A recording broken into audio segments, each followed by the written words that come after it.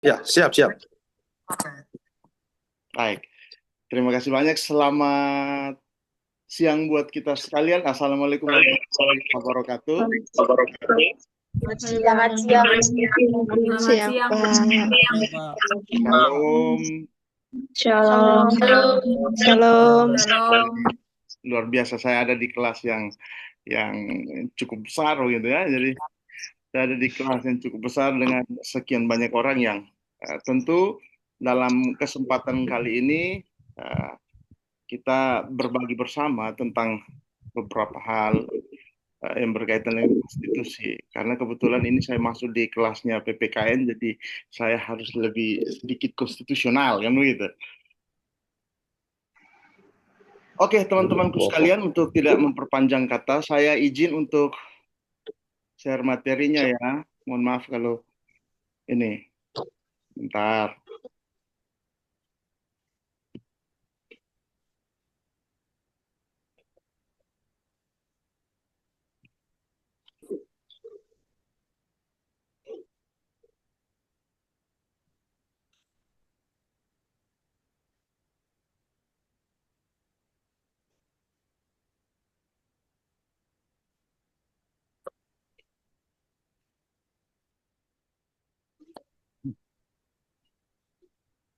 Sudah bisa terbacakah di layarnya, teman-teman?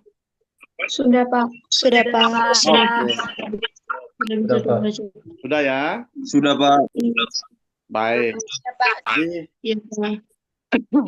beberapa waktu ke depan ini kita akan membicarakan satu hal yang penting eh, yang berkaitan dengan sistem pemerintahan dan lembaga negara dalam konteks Undang-Undang Dasar 1945 gitu. Jadi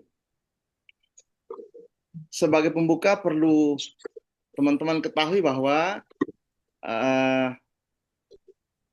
apa sih sebenarnya sistem pemerintahan itu kalau kita belajar tentang konteks konteks Undang-Undang Dasar 1945 atau sistem pemerintahan, kita mulai dari pengertian gitu. Kita mulai dari definisi awal. Jadi kalau kita bicara tentang sistem pemerintahan, dalam konsep teori itu disebutkan bahwa sistem pemerintah itu diartikan sebagai mekanisme atau pembagian dan pelaksanaan kekuasaan negara untuk mencapai tujuan bersama. Nah, dalam konteks ini saya tuliskan di sini bahwa ini mencakup keseluruhan proses bagaimana kemudian kekuasaan negara itu diorganisasikan, didistribusikan, dan kemudian dijalankan dalam praktik penyelenggaraan negara. Jadi konsep di sini begini, teman-teman, bahwa sistem pemerintahan itu kemudian dipandang sebagai cara untuk melaksanakan kekuasaan itu sendiri. Jadi negara membentuk semacam pola, negara membentuk semacam pola untuk kemudian dipakai dalam pelaksanaan menjalankan pemerintahan itu sendiri. Maka kemudian dalam konsep definisi disebut sebagai mekanisme pembagian. Nah, saya sengaja menggarisbawahi kata mekanisme pembagian ini karena dalam pelaksanaannya memang uh, proses kerja pemerintahan itu kemudian dibagi-bagi begitu. Tentu adik-adik bertanya ini tidak masuk saya pun kepala ini. Nanti saya jelaskan sampai di paling belakang biar tidak rumit. Kita abaikan sementara ya yang hubungan kelembagaan. Teman-teman mohon maaf ini hujan agak sedikit deras, jadi semoga suara saya bisa didengar ya. Bisakah kawan-kawan suara saya bisa didengar Pak? Bisa, Bisa Pak. Bisa, didengar, Pak. Pak.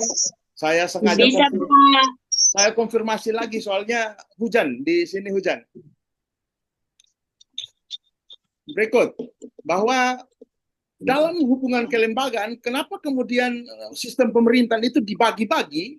Pembagian itu kemudian terjadi dalam hubungan kelembagaan yang saya tulis di presentasi itu disebutkan bahwa sistem ini mengatur hubungan antar lembaga eksekutif, legislatif dan yudikatif. Tentu adik-adik waktu di SMA itu mungkin belajar tentang teori trias politika, gitu ya. Pernah ya mendengar teori Montesquieu tentang trias politika? Pernah, Pak. Pernah, Pak, pernah. Pernah ya? Pernah. Ya, jadi dalam konsep teori itu ada satu teori yang namanya teori trias politika, atau yang biasa seorang ahli namanya Montesquieu, dia berupaya untuk kemudian memberikan gambaran tentang pembagian kekuasaan itu. Ada tiga lembaga yang kemudian dibagikan menurut Montesquieu. Itu ada lembaga eksekutif, lembaga legislatif, dan yudikatif. Pembagian ini apa ya, dibuat itu semata-mata untuk dalam pelaksanaan kerja kenegaraan itu ada yang namanya kekuasaan dari suatu lembaga itu tidak boleh lebih dominan dari lembaga yang lain. Maka kemudian Montesquieu membaginya menjadi tiga dengan harapan agar ketiga lembaga ini, kalau dalam bahasa praktik itu biasa, bahasa dunia praktis kita sebut bahwa kue besar ini harus dibagi ke tiga lembaga. Jadi kekuasaan ini harus dibagi-bagikan supaya apa, tidak ada satu kekuasaan yang sifatnya lebih dominan. Karena Montesquieu dalam berpikirnya, dia menilai bahwa memang perlu dibagikan begitu, perlu dibagikan kue kekuasaan ini. Minta maaf adik-adikku sekalian, kadang saya menggunakan istilah-istilah praktis soal kue kekuasaan, ya. Iya Pak, baik. Ya. Jadi ketiga lembaga ini dalam konteksnya ini kemudian bekerja sama dalam rangka untuk melaksanakan tugas kenegaraan demi tercapainya yang namanya keseimbangan kekuasaan. Karena biar bagaimanapun juga yang namanya lembaga negara ini ada lembaga yang namanya eksekutif, legislatif, dan yudikatif. Dalam dunia pemerintahan Indonesia, dalam konsep pemerintahan Indonesia, ini tiga lembaga ini tidak bisa terpisahkan. Ini kemudian mereka akan menjadi teman sejawat yang berjalan bersama gitu. Maka kemudian perlu diketahui bahwa untuk menjalankan pemerintahan ini ada tiga lembaga yang kemudian berperan total untuk melaksanakan yang namanya pemerintahan. Beda pemerintahan dan pemerintah, nanti kita bahas. Berikut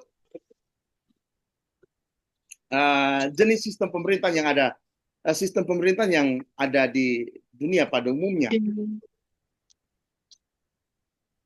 Sebentar teman-teman saya bagikan, tenang saja. Kalaupun tidak ini nanti saya kasihkan materi ini, saya share gitu ya.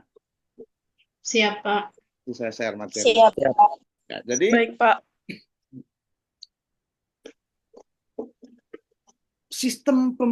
jenis sistem pemerintahan di dunia ini memang relatif banyak.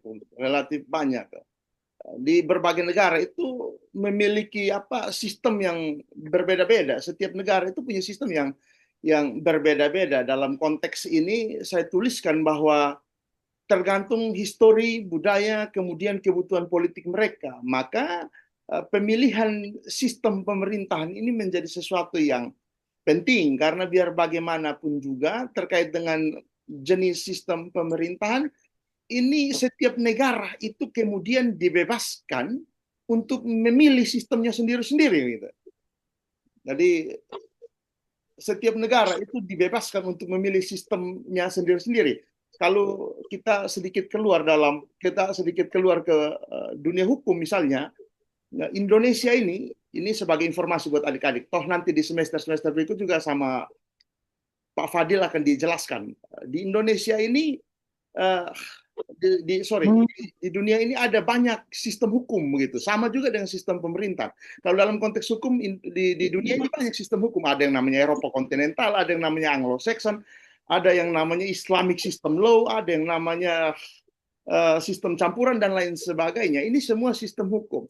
Tentu kemudian negaralah yang kemudian memilih dia mau menggunakan pola yang mana gitu. Maka hari ini Indonesia menggunakan satu sistem yang namanya sistem hukum yang namanya Eropa kontinental. Gitu. Nanti kita jelaskan di pertemuan-pertemuan yang berikut. Mungkin nanti Pak Fadil jelaskan tentang itu nantinya di mata kuliah yang lain. Tapi ini sebagai informasi tambahan bahwa sesungguhnya yang berkaitan dengan sistem ini, setiap negara memilih sistemnya sendiri-sendiri. Gitu.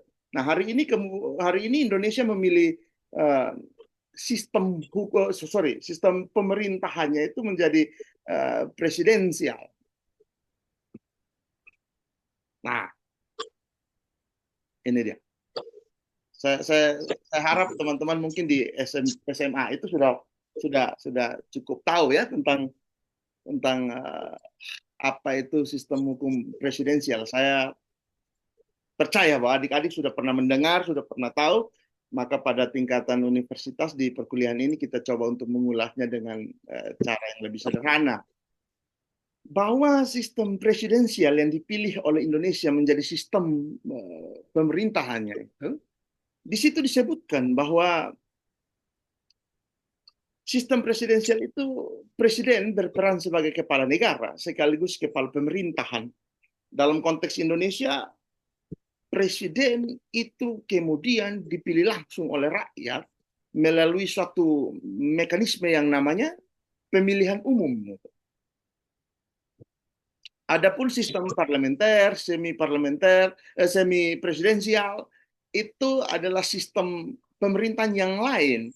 Kalau sistem parlementer jelas dalam tulisan saya di situ Anda bisa baca sendiri bahwa Perdana Menteri kemudian bertindak sebagai kepala pemerintahan yang bertanggung jawab kepada parlemen, sementara kepala negara bersifat simbolik dan seremonial.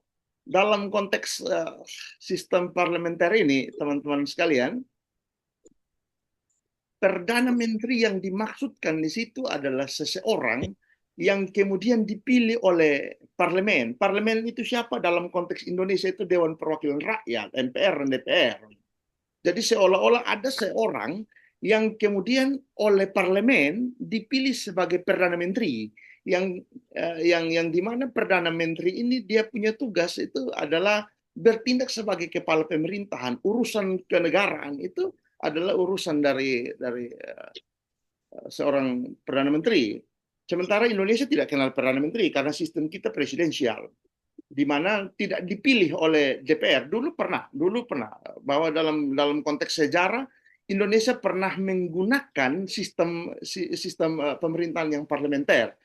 Di zaman Soeharto ke bawah Habibie masih. Zaman Habibie ke bawah sampai Pak Soekarno. Soekarno itu rata-rata presiden itu dipilih oleh parlemen. Jadi parlemen atau hari ini kita kenal misalkan katakan DPR MPR. DPR MPR kemudian mengadakan rapat. Dalam rapat itu salah satu agenda yang mereka bawa itu adalah memilih seorang presiden dan wakil presiden. Kala itu zaman saya masih SD itu masih ada itu di tahun sekitar tahun 2001-an 2009 2000 itu pemilihan presiden dan wakil presiden itu dipilih oleh parlemen. Hari ini tidak begitu. Zaman telah berubah, sistem telah berubah, mekanisme dan lain-lainnya telah berubah. Meskipun dulu kita menggunakan prinsip yang sifatnya parlementer, presiden bahkan dipilih oleh DPR, hari ini tidak lagi. Sifatnya sudah berubah, sistemnya sudah berubah. Sistem yang kita pakai adalah presidensial. Jadi DPR tidak lagi berembuk dalam rapatnya untuk memilih seorang presiden dan wakil presiden. Karena hari ini presiden dan wakil presiden dipilih langsung oleh rakyat gitu. Melalui pemilihan umum.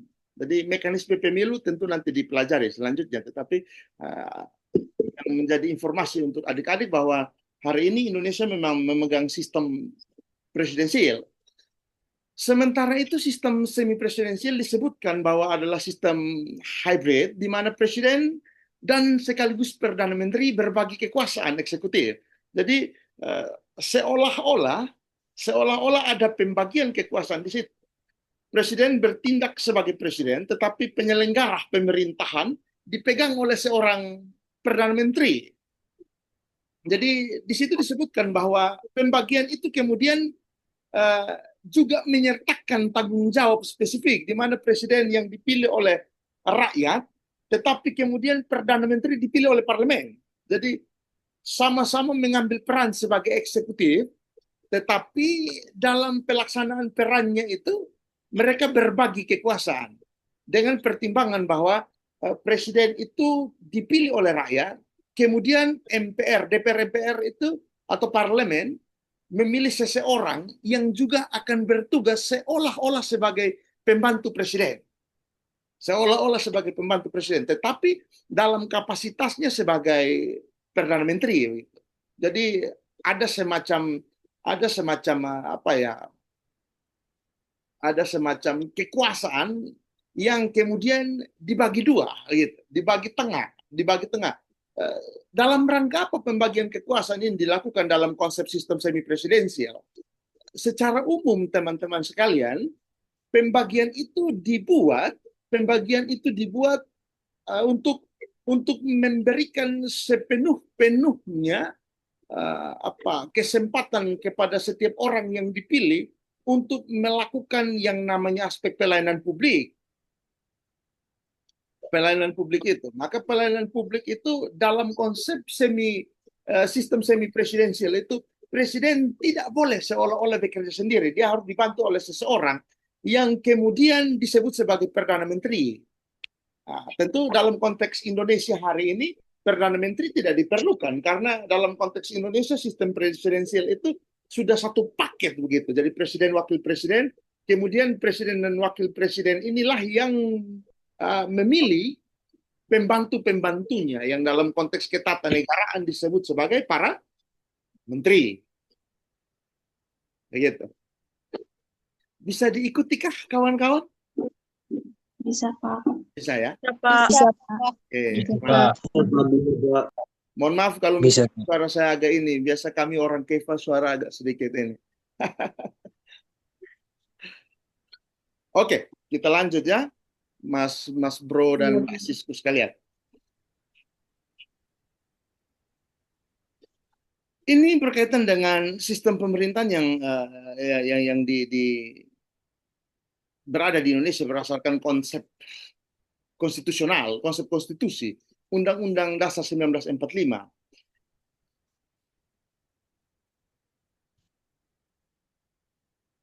Nah, ini dia. Kita ulang lagi yang tadi. Bahwa pertama, berdasarkan ketentuan Undang-Undang Dasar 1945, Indonesia secara tegas mengadopsi sistem pemerintahan presidensial dengan karakter yang khas. Nah, sistem ini kemudian telah mengalami penyempurnaan melalui amandemen Undang-Undang 1945 untuk memperkuat prinsip check and balances. Sebelum kita lanjut, saya mau jelaskan begini, kawan-kawan. Istilah untuk menyebut perubahan terhadap Undang-Undang Dasar 1945 itu adalah amandemen. Ada tidak istilah lain untuk untuk menyebut tentang perubahan dari suatu peraturan perundang-undangan? Ada. Namanya adalah revisi. Terhadap Undang-Undang Dasar 1945, perubahan atas pasal-pasal atau perubahan atas apapun yang terjadi di dalam Undang-Undang Dasar itu, kemudian perubahan itu disebut sebagai amandemen. Karena beberapa kesempatan bahkan praktisi hukum salah menyebutkan posisi amandemen dan revisi. Meskipun revisi juga dipandang sebagai perubahan, cara untuk merubah istilah untuk menunjuk pada suatu perubahan, istilah untuk menyebut suatu perubahan undang-undang itu disebut revisi. Tetapi kemudian terhadap Undang-Undang Dasar, teman-teman tidak bisa menyebut sebagai revisi Undang-Undang Dasar. Tidak bisa. Tidak boleh menyebut Undang-Undang Dasar, perubahan atas Undang-Undang Dasar disebut sebagai revisi. Tidak boleh. Kenapa? Karena salah tempat. Begitu. Kalau Anda menyebut revisi undang-undang, yes. Tetapi kalau revisi Undang-Undang Dasar, salah tempat. Maka dalam konteks peristilahan, untuk menyebut perubahan Undang-Undang Dasar, misalnya ada pasal tentang pasal A misalnya, pasal 1 misalnya tentang batas usia misalnya, batas usia untuk memilih dalam konteks keterpenuhan pemilihan umum misalnya. Dalam undang-undang itu disebutkan 17 tahun. Kemudian DPR MPR menilai bahwa ini perlu dirubah karena setiap orang itu kemudian memiliki hak untuk memilih wakil-wakilnya itu katakan di 15 tahun. Maka dibuatlah sidang, kemudian merubah pasal yang tadinya 17 tahun sebagai syarat orang memilih, dirubah menjadi 16 tahun atau 15 tahun misalnya. Maka perubahan itu disebut sebagai amandemen. Amandemen.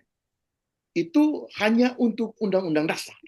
Kalau untuk undang-undang, perubahan itu disebut sebagai revisi. Bisa ya, adik-adik sekalian bisa paham ya? Bisa. Oke, kita lanjut. Itu informasi tambahan. Biar diketahui bahwa dalam upaya pelaksanaan amandemen ini semata-mata untuk memperkuat prinsip check and balances. Ada karakter-karakter khas di dalamnya dalam sistem presidensial yang dianut oleh Indonesia itu.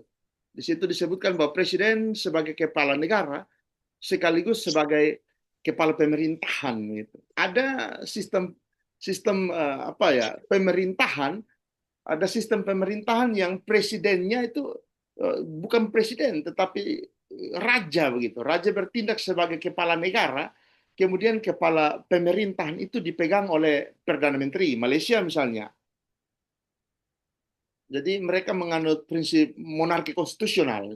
Jadi sistem pemerintahan mereka itu sistem pemerintahan monarki konstitusional. Nah, kalau sistem pemerintahan monarki konstitusional itu itu kepala negara itu adalah seorang raja. Kepala negaranya adalah seorang raja, sementara kepala pemerintahan itu dipegang oleh seorang perdana menteri. Berbeda dengan Indonesia yang tadi disebutkan bahwa sistem presidensial yang dipilih itu. Presiden bertindak sebagai kepala negara sekaligus sebagai kepala pemerintahan. Itulah kenapa kemudian dalam konteks Indonesia presiden ini memegang kuasa besar. Presiden memegang kuasa yang besar sekali. Tidak berarti bahwa presiden tidak bisa diprotes, bisa diprotes untuk beberapa hal, tetapi perlu diingat bahwa memang presiden memiliki kuasa yang cukup besar gitu. Kenapa kemudian kuasa itu dipandang sebagai kuasa yang hampir mutlak, hampir penuh? Bahkan lembaga-lembaga sekelas legislatif dan yudikatif itu pun tidak bisa mendekati presiden karena dalam konteks terjadinya presiden, dia itu dipilih langsung oleh sepenuh-penuhnya rakyat Indonesia. Pak, apa bedanya DPR? Toh DPR juga dipilih langsung oleh rakyat, betul ya? DPR misalnya DPR kan juga dipilih langsung oleh rakyat. Apa bedanya posisi perbedaan antara DPR dan presiden? Kalau legislatif, pemilihan itu berdasarkan pada zonasi begitu. Ya dong, zona dong. Dipilih sifatnya zona. Jadi misalnya NTT 1, maka yang memilih DPR NTT 1 ya hanya orang di kawasan misalnya di Flores, di Sumba, di Sabu misalnya. Sementara NTT 2 Timor misalnya, Timor dan Alor, maka yang memilih hanya Timor dan Alor. Sementara presiden satu untuk semua gitu. Satu orang yang dipilih oleh satu Indonesia gitu. Maka kemudian posisi tawarnya itu dipandang lebih, meskipun dalam konteks penyelenggaraan pemerintahan Montesquieu membagi menjadi 3. Eksekutif tidak boleh lebih besar dari legislatif dan yudikatif. Tetapi dalam dunia praktis, Anda suka atau tidak suka, eksekutif seolah-olah memegang kuasa yang lebih besar gitu. Seolah-olah ya. Meskipun dalam konsep dan teori itu dibagi antara eksekutif, legislatif, dan yudikatif itu jelas dibagi. Montesquieu menuliskan dengan sangat jelas di situ. Berikut kabinet yang sifatnya presidensial. Kabinet presidensial kawan-kawan yang dimaksudkan di situ adalah presiden memegang kekuasaan penuh untuk memilih orang-orang yang bertugas membantunya dalam rangka menjalankan pemerintahan.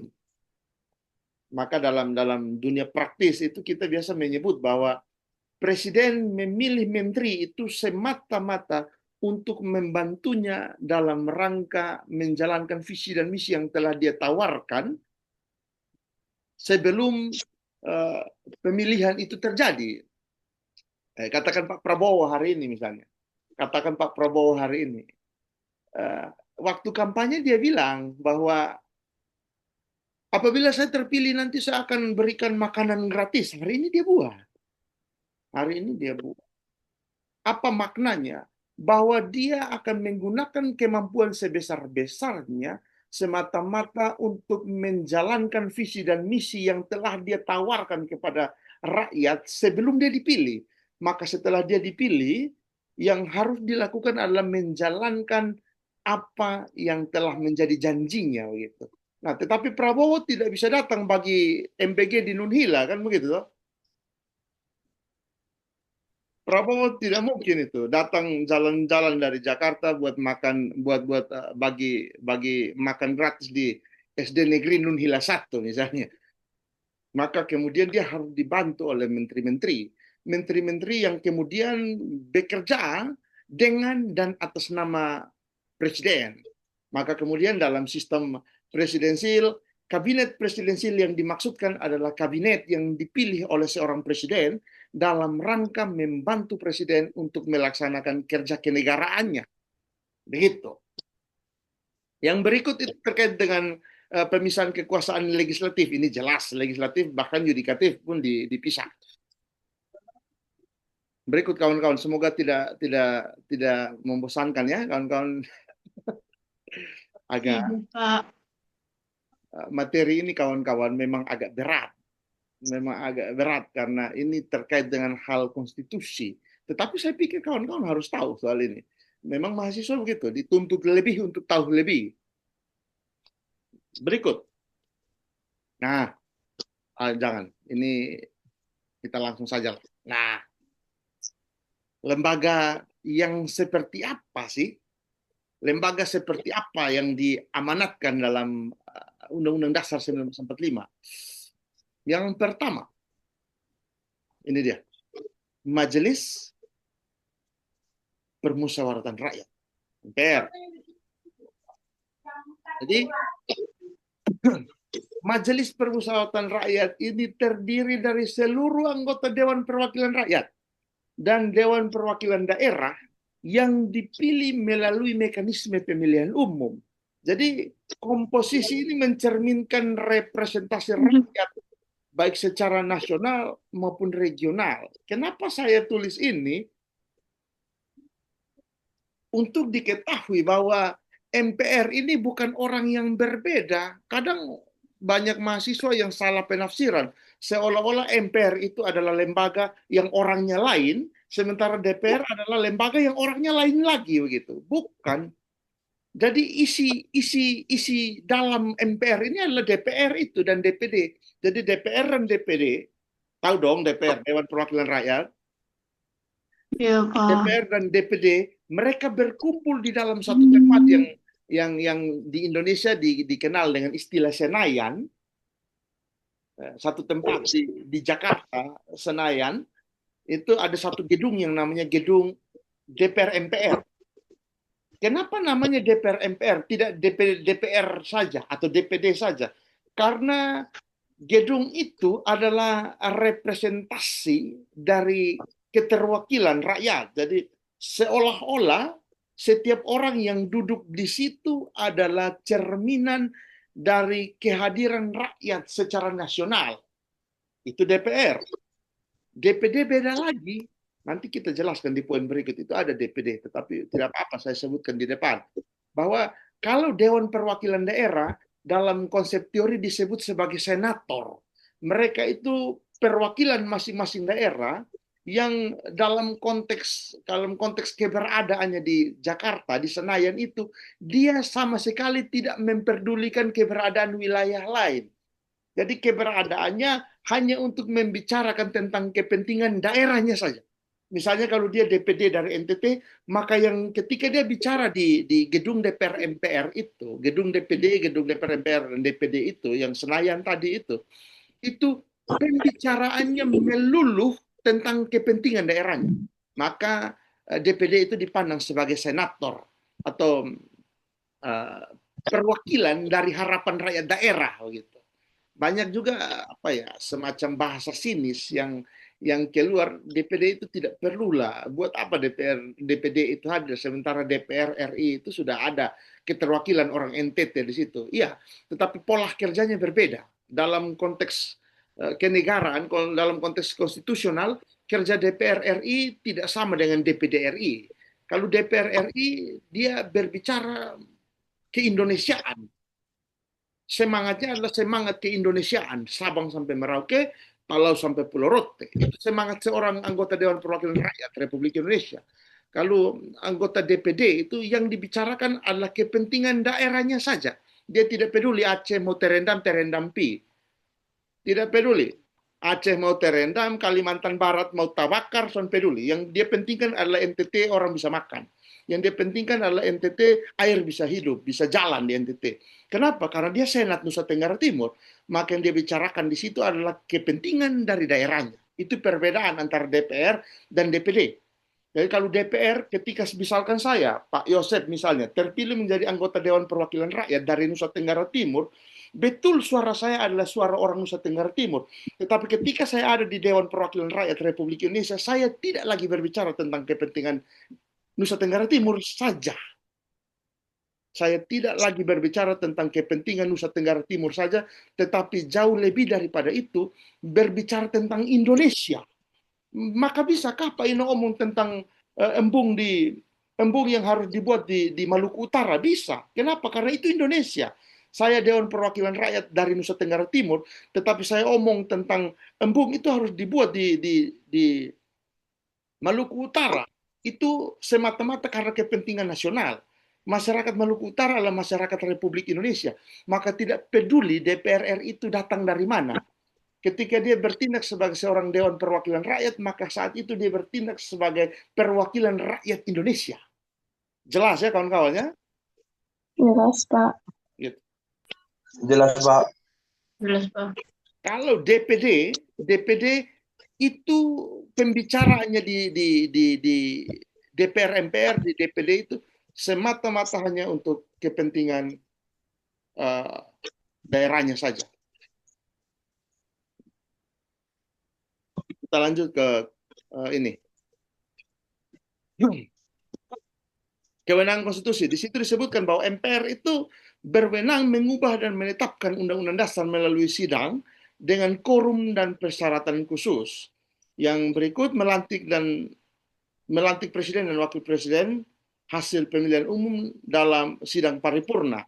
Yang berikut memutus dan memberhentikan presiden atau wakil presiden berdasarkan putusan Mahkamah Konstitusi apabila ada suatu kesalahan.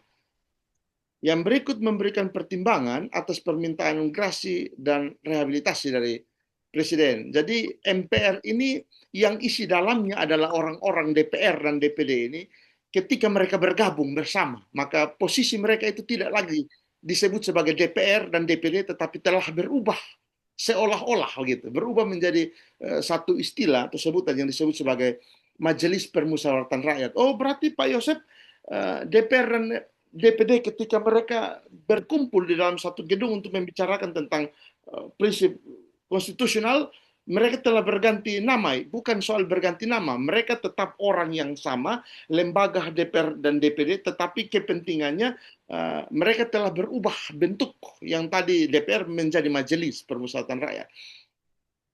Begitu kira-kira. Berikut teman-teman. Nah, ini Dewan Perwakilan Daerah yang tadi saya jelaskan. Di situ disebutkan bahwa DPD DPR ya. Oh, memang harus kacamata. DPR, Dewan Perwakilan Rakyat. Oke, bahwa DPR merupakan lembaga legislatif yang memiliki peran dalam sistem pemerintah Indonesia. Anggota DPR dipilih melalui pemilihan umum mewakili rakyat dalam proses pengambilan putusan politik nasional. Oke, seperti yang saya jelaskan. Apa tugasnya. Fungsinya itu apa sih? Jadi DPR ini teman-teman ingat betul, ini harus diingat betul bahwa DPR punya fungsi itu ada 3 yang besar. Dan ini paling penting, 3 ini. Yang pertama adalah fungsi legislasi, menyusun dan membahas rancangan undang-undang bersama Presiden, serta menetapkan undang-undang. Dan yang berikut adalah DPR bertindak untuk menyetujui atau menolak rancangan APBN yang diajukan oleh Presiden melalui mekanisme pengawasan terhadap pelaksanaan APBN dan membahas pertanggungjawaban keuangan negara yang disampaikan BPK. Dan yang terakhir, fungsi pengawasan mengawasi pelaksanaan undang-undang, APBN, kebijakan pemerintah. Mari kita bicara satu-satu. Fungsi legislasi yang pertama, bahwa menyusun dan membahas rancangan undang-undang bersama Presiden. Ingat adik-adikku sekalian, DPR dalam rangka undang-undang mau di suatu rancangan undang-undang akan ditetapkan menjadi undang-undang, itu diajukan oleh eksekutif. Ada juga inisiatif dari DPR untuk membentuk suatu rancangan undang-undang. Itu namanya undang-undang inisiatif. Jadi DPR memiliki hak inisiatif untuk mengajukan rancangan undang-undang atau hak amandemen dalam pembahasan. Itu sesuatu yang lain. Tapi secara umum dalam hal fungsi legislasi ini, ketika misalnya pemerintah beranggapan bahwa harus dibuatkannya satu aturan, maka rancangan aturan itu belum jadi undang-undang, maka dia masih disebut sebagai rancangan undang-undang atau aturan masih di dalam proses rancangan yang harus dibahas. Maka DPR harus Presiden entah lewat menterinya itu kemudian mengajukan yang namanya rancangan kepada DPR untuk dilihat. Pengajuan itu kemudian dilihat oleh DPR, kemudian proses untuk melihat ini harus dilakukan dalam satu mekanisme yang disebut sebagai rapat atau dalam konteks DPR disebut sebagai sidang. Untuk apa? Sidang yang dibuat untuk membahas rancangan yang diberikan oleh eksekutif. Nah, dalam sidang itu baru kemudian ditetapkan apakah rancangan undang-undang ini dapat diterima sebagai undang-undang atau tidak. Tentu dengan syarat terpenuhinya quorum 50+1. Pak Yosef, apa maksudnya 50+1? Minimal kehadiran anggota Dewan Perwakilan Rakyat. Katakan kalau jumlah anggota Dewan Perwakilan Rakyat ada 100, minimal yang harus sepakat untuk mengiyakan satu rancangan ini berubah menjadi rancangan undang-undang berubah menjadi undang-undang harus 51 orang misalnya begitu. Di bawah 51 orang maka suatu rancangan tidak bisa disahkan menjadi undang-undang. Itu disebut sebagai quorum. Wajib terpenuhinya quorum untuk bisa dibuatkannya suatu undang-undang. Maka dalam konteks pertanyaan begini, siapa yang punya hak untuk membentuk undang-undang? Maka jawabannya harus eksekutif bersama-sama dengan legislatif. Jadi tidak semata eksekutif dan begitu, bukan eksekutif dan, tetapi eksekutif bersama-sama dengan. Kenapa kata bersama-sama dengan yang harus dikedepankan daripada eksekutif dan DPR? Padahal kan konteksnya sama saja, Pak Yosef. Betul, konteksnya sama saja, tetapi dalam rangka menyebutnya ini tidak bisa disebut eksekutif dan legislatif, Presiden dan DPR RI. Tidak bisa. Meskipun betul, tidak salah. Tetapi bahasa yang tepat untuk menyebutkan kebersamaan mereka adalah eksekutif bersama-sama dengan legislatif atau presiden bersama-sama dengan DPR. Kenapa harus bersama-sama dengan? Karena mereka harus membahas bersama. Harus ada kesepakatan di situ. Siapa yang menyepakati? DPR. Pak, kenapa harus DPR yang menyepakati, Pak? Karena DPR dipandang sebagai keterwakilan keterwakilan rakyat. DPR ketika mengiyakan, maka dalam konteks hukum disebutkan bahwa masyarakat mengiyakan. Maka menjadi berdosa Anda memilih DPR yang tidak kompeten. Anda memilih DPR yang kalau kami orang Keva bilang pauleke begitu. Bayangkan. Kami orang KF bilang, lu pilih DPR yang pauleke, tidak ada kompetensinya. Hanya modal punya duit, kemudian karena itu dia terpilih menjadi DPR. Sampai sana dia sono apa-apa. Tetapi dalam hal mengambil kebijakan ketika dong setuju, Anda bayangkan, dihasilkan suatu peraturan yang dibuat oleh orang yang tidak kompeten. Nah, ini yang terjadi hari ini. Kita mau protes sampai dunia tawalik 1000 juga, ini kenyataan empiris begitu. Fungsi anggaran. Fungsi anggaran DPR itu kemudian, minta maaf, Mas Fadil izin, ini kita sampai jam berapa sih? Saya takut saya berapi-api, kemudian saya lupa waktu. Aman Mas, hajar bisa. Ya, pokoknya new. Saya takut saya api menyala, Mas Broku, kemudian saya lupa kalau, ini masih di jam perkuliahan. Oke. Terima kasih Mas Fadil untuk ini. Kita lanjut. Bahwa dalam konteks fungsi anggaran disebutkan bahwa DPR ini memiliki satu fungsi yang cukup krusial, di mana anggaran ini kan, kalau bahasa pelaksana teknis, orang biasa bilang begini, Presiden ini mau pakai uang sekalipun harus sowan, harus izin sama DPR. Kok bisa Pak Yosef? Ya karena memang ini uang ini dipandang sebagai uang rakyat, APBN ini dianggap uangnya rakyat begitu. Maka ketika penggunaan oleh eksekutif, yang menggunakan uang ini eksekutif kawan-kawan. Oh, tapi kan DPR gajinya besar-besar juga, itu pakai uang. Ya, tentu pakai uang yang sama begitu. Tetapi yang dimaksudkan dalam yang mengelola APBN itu adalah eksekutif. Eksekutif yang mengelola sekian banyak uang itu. Jadi uang itu tidak ada di DPR. Uang itu ada di eksekutif. Hanya eksekutif mau pakai begitu. Presiden mau pakai ini uang, ini harus minta sama DPR. Jadi dia harus bilang, Bapak DPR, Ibu DPR, izin saya mau pakai uang ini untuk ini. Nah, cerita kecil, cerita sederhananya begitu. Bahwa untuk menggunakan uang ini, dia harus izin begitu. Dia harus izin sama DPR.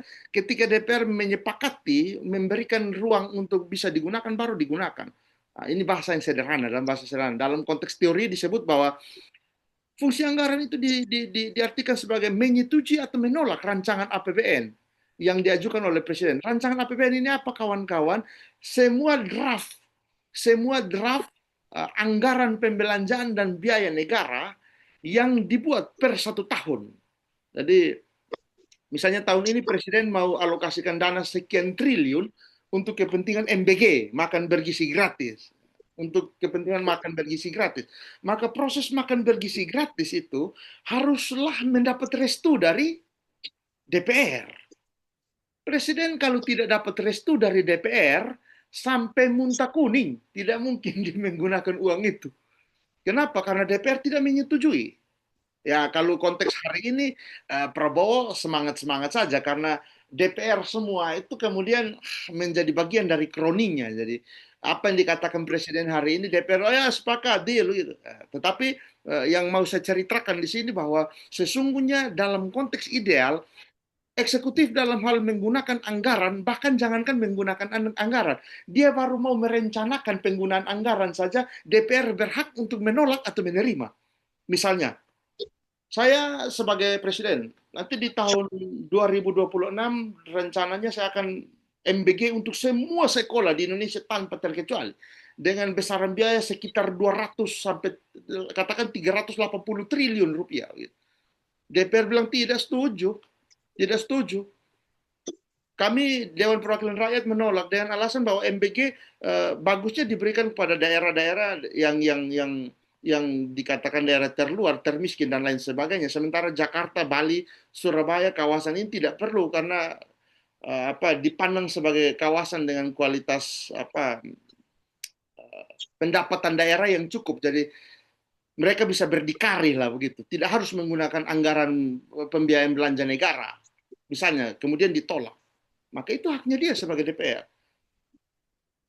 Maka fungsi anggaran yang dimaksudkan di sini adalah Presiden dalam hal melaksanakan atau merancang anggaran pembelanjaan negara harus kemudian diajukan kepada DPR untuk selanjutnya disepakati atau ditolak. Toh kalaupun kemudian disepakati, DPR tidak berhenti sampai di situ. Dia tetap harus melaksanakan fungsi pengawasan.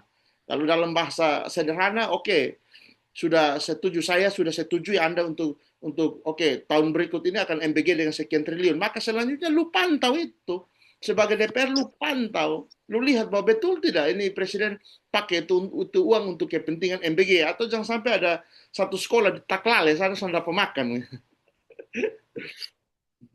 Gitu. Nah, yang berikut fungsi pengawasan sama seperti yang tadi saya sampaikan, itu pengawasannya.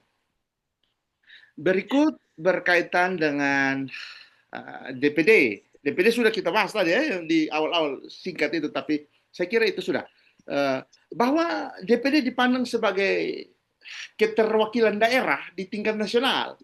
Di situ disebutkan bahwa DPD memiliki kepentingan daerah dalam sistem pemerintahan nasional, dengan setiap provinsi memiliki jumlah wakil yang sama. Keberadaan DPD memperkuat unsur federalisme dalam sistem presidensial Indonesia. Federalisme yang dimaksudkan di sini adalah kepentingan daerah. Federal ini kalimat yang bertendensi kepentingan kedaerahan. Jadi DPD, sekali lagi saya sebutkan bahwa DPD itu keberadaannya di Senayan, konteks Indonesia hari ini, tidak ada urusan dengan tujuan nasional, tidak ada urusan. Keberadaan DPD itu mutlak untuk kepentingan daerahnya, karena dia senator. Prinsipnya itu unsur federalisme tadi. Prinsip bahwa dia membicarakan apapun di tingkat nasional semata-mata untuk kepentingan daerahnya saja. Kalau saya orang Kalimantan Barat misalnya, menjadi DPD perwakilan Kalimantan Barat, maka saya tidak peduli NTT tenggelam mati, badai petir hantam juga, yang penting Kalimantan Barat besar gitu. Banyak yang juga menilai bahwa apakah DPD ini juga memperlakukan prinsip yang sifatnya agak sedikit ego daerah. Ya memang begitu. Memang dia ego daerah DPD ini. Dia terkesan ego daerah. Karena full pembicaraannya adalah untuk kepentingan daerahnya saja. Begitu teman-teman. Jadi di situ lanjut bahwa kewenangan legislatifnya terbatas. DPD memiliki kewenangan khusus dalam membentuk undang-undang yang berkaitan dengan yang pertama otonomi daerah dan pembuatan daerah otonom. Yang berikut hubungan pusat dan daerah. Maka biasa DPD ini disebut sebagai perpanjangan tangan antara pusat dan daerah. Jadi kalau pusat mau berurusan dengan daerah, maka yang dia kontak selain DPR RI-nya tetapi DPD. Kenapa? Lebih banyak orang justru lebih dekat di DPD-nya. Kenapa? Karena DPD dia hanya mutlak omong tentang kampung halamannya. Misalnya saya orang Kefa, anggap saja Nusa Tenggara Timur ini adalah Nusa Tenggara Timur ini skala nasional, dan Kupang adalah ibu kota negara misalnya. Maka saya tidak peduli Manggarai mau tenggelam, Sumba Barat mau mati, So yang dekat-dekat ini sedikit lah ini asam lambung semua. Yang penting Kefa Menanu jadi sukses begitu. Nah ini contoh. Dan seterusnya. Di situ disebutkan bahwa fungsi pertimbangan juga terdapat pada Dewan Perwakilan Daerah. DPD memberikan pertimbangan kepada DPR dalam pembahasan rancangan undang-undang yang terkait dengan kepentingan daerah. Balik lagi, apapun yang dibicarakan adalah kepentingan daerah. Berkaitan APBN, pajak, pendidikan, dan seterusnya. Meskipun bersifat konsultatif, pertimbangan DPD penting untuk memastikan kebijakan nasional mengakomodasi kepentingan regional.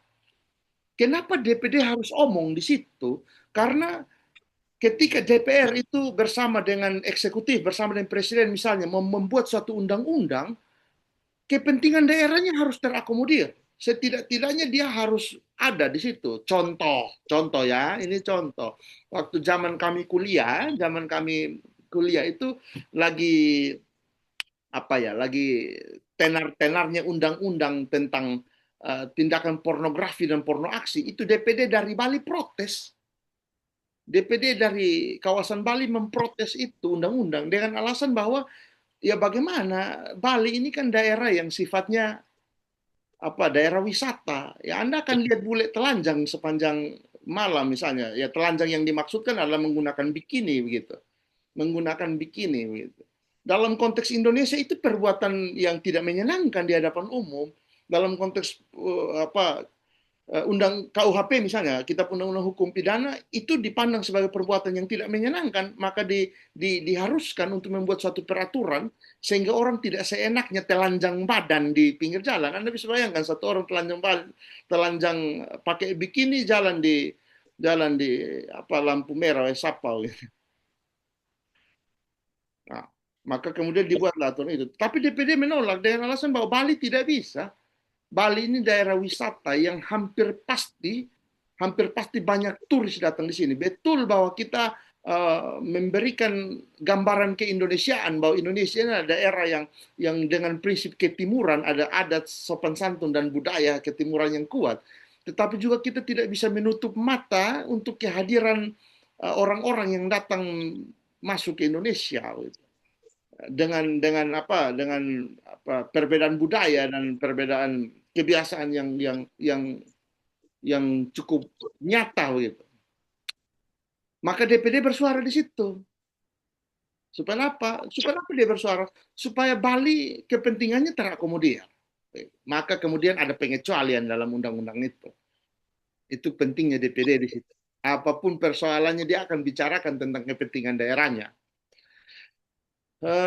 Presiden dan wakil presiden jelas kepala negara kepala pemerintahan memiliki kekuasaan eksekutif, pembentukan kabinet dan lain sebagainya seperti yang tadi disampaikan. Yang terakhir juga penting adalah BPK. Itu BPK ini adalah lembaga auditor independen, Badan Pemeriksa Keuangan. BPK ya, bukan KPK. KPK hampir sama seperti BPK, tetapi mereka punya tugas, fungsi dan tanggung jawab yang berbeda. Kalau BPK itu dalam konteks kelembagaan, KPK tidak disebutkan. Dalam konteks kelembagaan pemerintahan Indonesia, itu disebutkan hanya BPK. Nanti KPK juga ada, tapi porsinya sesuatu yang lain. Disebutkan di situ bahwa BPK itu merupakan lembaga negara yang bebas dan mandiri dalam mengawasi pengelolaan dan tanggung jawab keuangan negara. Nah, independensi ini kemudian dijamin oleh undang-undang untuk memastikan bahwa objektivitas dalam pemeriksaan itu boleh terjadi. Nah, ruang lingkup pemeriksaan BPK itu dia berwenang memeriksa pengelolaan dan tanggung jawab keuangan negara yang dilakukan oleh pemerintah pusat maupun pemerintah daerah, Bank Indonesia, BUMN, BUMD, dan atau lembaga badan lain yang mengelola keuangan negara. Apa prinsipnya, Pak Yosef? Prinsipnya adalah bahwa BPK sebagai badan pemeriksa keuangan akan menindaklanjuti atau melakukan audit kepada setiap lembaga, entah itu badan usaha milik negara atau badan usaha milik daerah atau apapun lembaga yang pada prinsipnya melakukan pengelolaan terhadap keuangan negara. Pak Yosef berarti pihak swasta juga? Ya. Sepanjang pihak swasta mengelola keuangan negara, maka sepanjang itu dia bisa diperiksa. Misalnya, pihak swasta yang menjadi bagian dari pemerintah untuk penyaluran minyak, pemilik pom bensin misalnya, itu pemiliknya swasta, minyaknya milik negara. Maka dalam pelaksanaan itu BPK turut hadir di situ untuk memeriksa prosedur pelaksanaan penggunaan uang negara itu. Jadi itu seperti itu. Berikut bahwa hasil pemeriksaan BPK itu kemudian dilaporkan kepada DPR, DPD, DPRD sesuai dengan kewenangannya. Artinya bahwa misalnya dia melakukan pemeriksaan keuangan daerah Kabupaten Timur Tengah Utara, maka dia harus melaporkan hasil temuannya kepada Dewan Perwakilan daerah Kabupaten Timur Tengah Utara, juga termasuk di dalamnya Bupati Kabupaten Timur Tengah Utara, gitu. Misalnya. Nah, temuan ini kemudian dijadikan sebagai dasar bagi aparat penegak hukum untuk menindaklanjuti indikasi penyimpangan atau mungkin indikasi kerugian negara. Ketika BPK dalam pemeriksaan mendapatkan bahwa ternyata kerugian negara yang dialami dari Kabupaten Timur Tengah Utara yang dilakukan oleh bupati misalnya sekian miliar, maka temuannya itulah yang menjadi rekomendasi kepada KPK untuk pelaksanaan penegakan hukum. Jadi KPK itu adalah lembaga independen yang bertugas untuk melaksanakan penegakan hukum, begitu. Jadi tugasnya tugas penegakan hukum, bukan tugas pemeriksaan. Tugas pemeriksaan itu adalah tugas ini, BPK ini. Seperti itu, kira-kira. Jadi ini beberapa. Oh, masih ada satu, Mahkamah Agung. Yang berikut Mahkamah Agung, ini yang terakhir, Mahkamah Agung dan Mahkamah Konstitusi. Bisa dibaca di situ bahwa ini dua lembaga yang sifatnya lembaga yudikatif begitu. Apa beda antara Mahkamah Agung dan Mahkamah Konstitusi? Disebutkan bahwa Mahkamah Agung itu dipandang sebagai kekuasaan kehakiman tertinggi dalam praktik peradilan, kawan-kawan. Dalam praktik peradilan, Mahkamah Agung ini muara terakhir untuk mencari keadilan. Saya pakai bahasa sederhana begini. Ketika Anda misalnya terlibat dalam suatu kasus, ditangkap oleh polisi, kemudian dipidanakan atas perbuatan dengan memenuhi unsur kejahatan, Anda ternyata terbukti melakukan perbuatan pidana misalnya. Polisi tangkap, saya pakai bahasa sederhana, anak semester 1, saya pakai bahasa sederhana. Anda ditangkap karena melakukan pembunuhan misalnya. Kemudian Anda disidangkan di pengadilan, Anda diputus 15 tahun. Tetapi kemudian Anda merasa keberatan karena saya tidak membunuh, yang bunuh harusnya orang lain bukan saya. Kenapa saya yang dituduh sebagai pembunuh sesungguhnya? Meskipun harusnya memang saya terlibat, tetapi tidak menjadi pelaku utama. Mestinya yang harus dikasihkan hukuman lebih besar adalah pelaku utama. Maka Anda melakukan satu hal yang namanya upaya hukum. Upaya hukum apa? Banding. Di dalam mekanisme banding, kemudian Anda menguji. Di banding itu menguji penetapan putusan yang dilakukan oleh pengadilan di bawah yang tadi menetapkan Anda 15 tahun penjara itu. Ternyata pada tingkat banding hakim menilai bahwa Anda juga ikut terlibat di dalam. Dia memperkuat putusan pengadilan. Anda juga masih belum puas. Tidak bisa. Orang saya waktu itu memang saya ikut terlibat. Saya juga bekap dia. Saya juga pegang dia. Ikat dia di tali. Tapi yang tikam bukan saya. Yang tikam si A. Maka Anda majukan lagi upaya hukum itu pada tingkat yang lebih tinggi di Mahkamah Agung. Nah, maka berdasarkan ilustrasi ini, Mahkamah Agung adalah tempat terakhir. Setelah itu tidak ada tempat lagi. Lu puas, on puas, selesai. Lembaga yang mengadili pada tingkat tertinggi itu di Mahkamah Agung. Tentu nanti dalam konteks hukum ada yang namanya upaya hukum luar biasa, itu yang disebut peninjauan kembali dan seterusnya. Di situ disebutkan bahwa fungsi dari Mahkamah Agung adalah mengawasi jalannya peradilan di semua lingkungan peradilan, mulai dari pengadilan negeri, pengadilan tinggi, sampai di Mahkamah Agung. Berikut menguji peraturan perundang-undangan di bawah undang-undang terhadap undang-undang. Ini yang kedua. Yang ketiga, memberikan pertimbangan hukum kepada lembaga negara. Tetapi ini tidak familiar.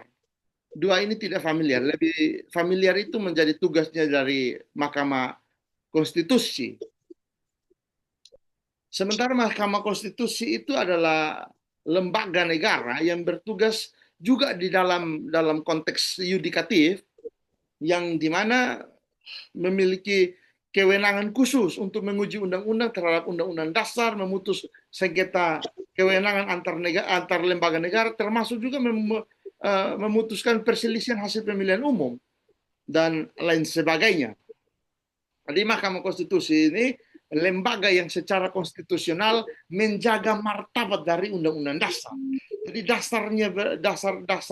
dasar dari Mahkamah Konstitusi ini adalah melihat setiap kebijakan itu berdasarkan kepentingan peraturan.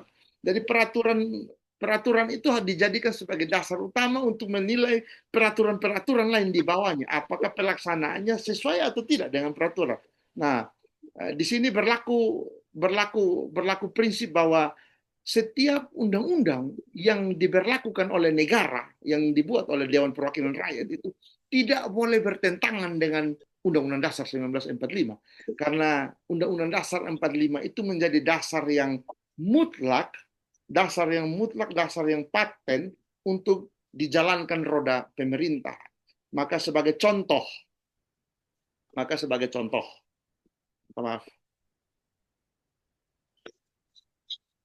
sebagai contoh kasusnya Pak Gibran itu.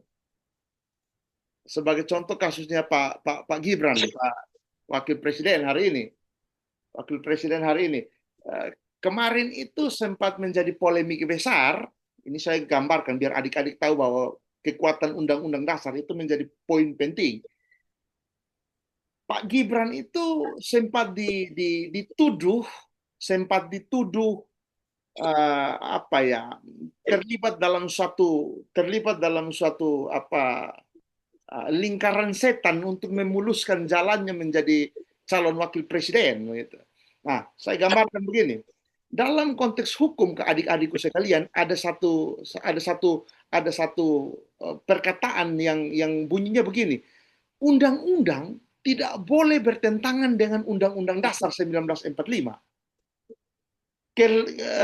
Pak Gibran dalam rangka untuk mengajukan dirinya sebagai calon wakil presiden itu mendapat kendala karena tidak memenuhi syarat material dalam undang-undang. Undang-undang ini, undang-undang pemilu itu menyebutkan, minta maaf, saya latar belakang ilmu pidana, jadi saya tidak hafal betul, tapi saya paham konsepnya begini. Seseorang tidak bisa mencalonkan diri sebagai seorang presiden atau wakil presiden karena telah ditetapkan batas usia minimal, begitu. Katakan 40 tahun batas usia minimal berdasarkan ketentuan undang-undang pemilu. Undang-undang pemilu memberikan batasan umur. Di bawah umur 40 sudah bisa lu menjadi calon presiden atau wakil presiden, misalnya begitu. Di dalam undang-undang pemilu itu. Nah, tim kuasa hukumnya Pak Gibran ini menilai bahwa pasal ini bertentangan dengan kehendak dari Undang-Undang Dasar. Kenapa? Karena ada pasal yang berbunyi di dalam Undang-Undang Dasar begini, setiap warga negara bebas untuk memilih dan dipilih. Ingat loh, ini kata-kata Undang-Undang Dasar. Setiap warga negara bebas untuk memilih dan dipilih. Tidak ada batasan usia yang digariskan dalam Undang-Undang Dasar. Maka pemberian batas usia dalam undang-undang secara tidak langsung telah bertentangan dengan Undang-Undang Dasar. Maka pasal yang terdapat dalam Undang-Undang Pemilu itulah yang kemudian diajukan ke Mahkamah Konstitusi untuk diuji. Tim kuasa hukumnya Pak Gibran menilai bahwa Undang-Undang Pemilu berkaitan dengan pasal usia minimum seorang dapat dipilih menjadi presiden dan atau wakil presiden menghambat, membatasi ruang konstitusional seseorang. Sementara dalilnya jelas, Undang-Undang Dasar tidak melarang. Tinggal kemudian dipertanyakan, manakah yang lebih besar? Undang-undang atau Undang-Undang Dasar 1945? Itulah yang kemudian Mahkamah Konstitusi dalam pertimbangannya menilai bahwa pasal itu harus dihapuskan. Karena pasal itu dihapuskan, maka Pak Gibran boleh mencalonkan diri sebagai wakil presiden. Banyak juga yang beranggapan bahwa itu karena bapaknya waktu itu masih presiden, pamannya atau kita orang NTT bilang DPO masih ketua Mahkamah Konstitusi itu, makanya bisa saja buat putusan begitu. Bukan. Oke, secara dalam aspek tertentu itu benar bahwa memang bapaknya presiden dan omnya itu masih memegang jabatan sebagai ketua Mahkamah Konstitusi. Kalau kita omong dalam konsep hukum disebut sebagai konteks relasi kuasa. Orang masih punya kuasa yang penuh untuk putar menjadi A, putar menjadi C, putar menjadi Z dan M dan seterusnya. Dia putar jadi apa saja bisa begitu. Tetapi konsep hukum bukan itu. Konsep hukumnya bahwa Mahkamah Konstitusi menilai bahwa memang pasal di dalam Undang-Undang Pemilu bertentangan dengan kehendak dari Undang-Undang Dasar tentang hak bebasnya seseorang untuk memilih dan dipilih. Saya kira begitu beberapa penjelasan tentang pertemuan kita hari ini. So, thank you so much. Terima kasih banyak kawan-kawan. Mas Fadil, terima kasih untuk ruang ini. Saya kembalikan untuk sementara. Baik, terima kasih. Ini materi yang sangat luar biasa. Selanjutnya kita masuk di sesi diskusi. Kita buka ruang untuk kita berdiskusi bersama. Silakan untuk mengajukan pertanyaan.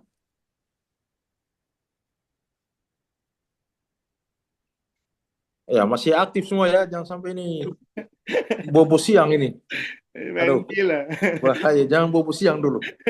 Ayo silakan kita berdiskusi berkaitan dengan konstitusi dan juga lembaga negara menurut Undang-Undang Dasar 1945. Ya. Ayo silakan.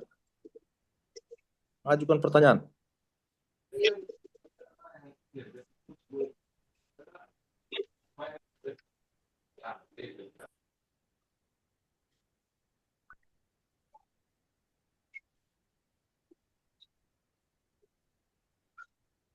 Ini masih malu-malu ini. Ya, biasanya hebat-hebat ini. Ayo silakan. Ajukan pertanyaan.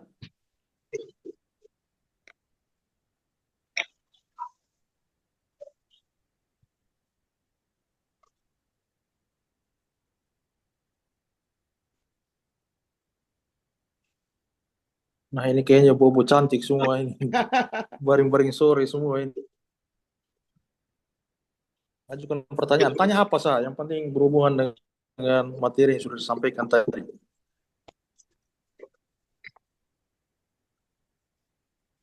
Mau tanya tentang kasus-kasus pidana, penanganannya Boleh. bagaimana? Silakan. Ini pakarnya. Ya, ini pakarnya. Ini luar biasa. Silakan.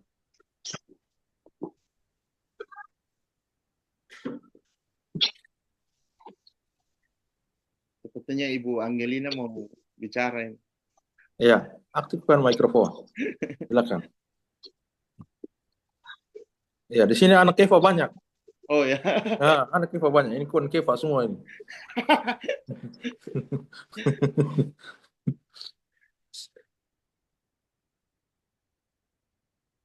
Ya, sepertinya ada yang mau bertanya. Silakan. Jangan malu-malu. Tanya dulu. Ini kesempatan yang langka. Coba bertanya Pak Keva rumah di mana juga. Tanya itu juga baik. Pokoknya dari Bundaran bin Maaf itu lurus terus sedikit naik situ.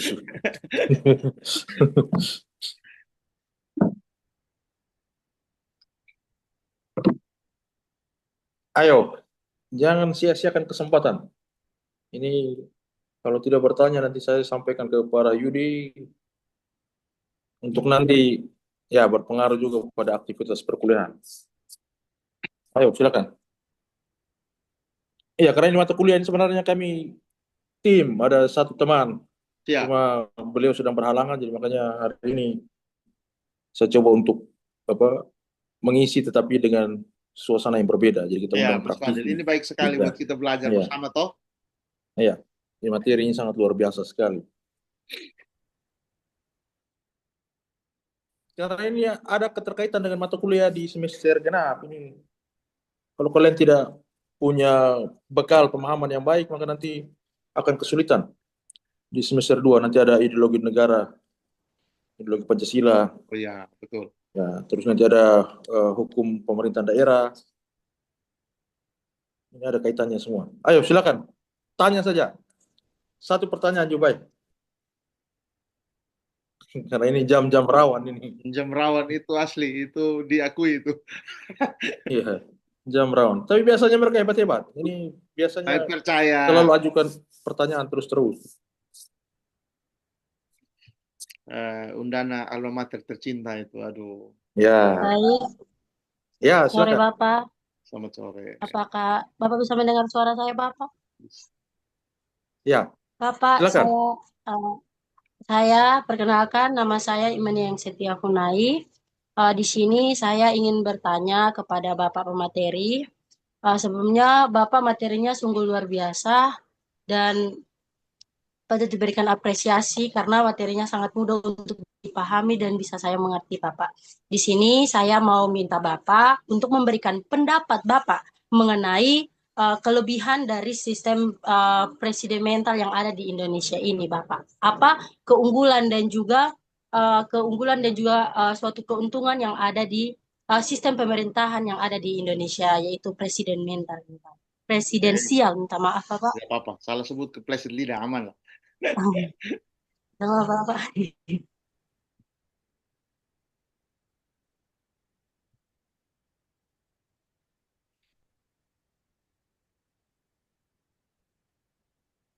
Ya, masih ada lagi kok. Ayo, silakan. Ya, Masih kita cuma satu tampung orang saja. dulu lah. Ayo. Padahal materi tadi luar biasa sekali. Kalau kalian simak baik-baik, pasti banyak hal yang ingin ditanyakan lebih lanjut. Ini keren sekali tadi pertanyaannya. Materinya. Ayo, silakan.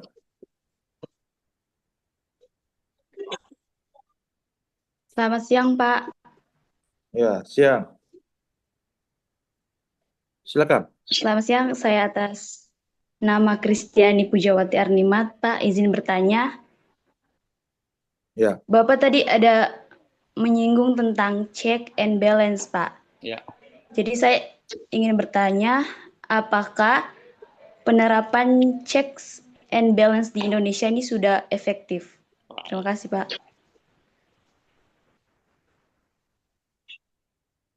Ya.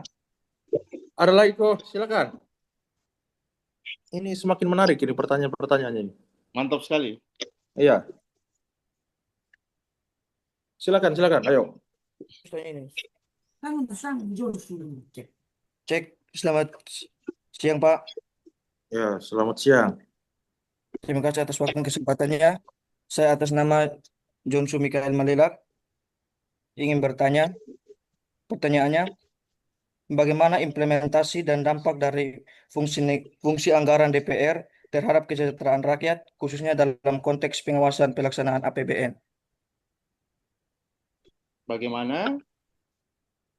Bagaimana implementasi dan dampak dari fungsi anggaran DPR terhadap kesejahteraan rakyat, khususnya dalam konteks pengawasan pelaksanaan APBN? Terima kasih, Pak. Ya. Baik, sudah 3 penanya di sini. Mungkin ya sudah bisa direspon. Nah, silakan Baik. waktu dan kesempatan. Ya. Baik, terima kasih banyak. Saya coba untuk mencatat ini. Karena kalau tidak catat, kami lupa. Ini nanti kemudian salah lagi. Pertanyaan pertama itu Nona Funai ya, Nona Funai. Nona Ya, Pak. Funai bertanya di situ, apa kelebihan dari sistem hukum presidensil? Sebenarnya biasanya untuk menerjemahkan tentang kelebihan dari sistem hukum presidensil ini, presiden itu memiliki nilai tawar yang kuat, Nona Funai. Jadi keunggulan yang paling besar di situ adalah tentang pemerintahannya relatif lebih kuat karena presidennya kuat. Presidennya kuat.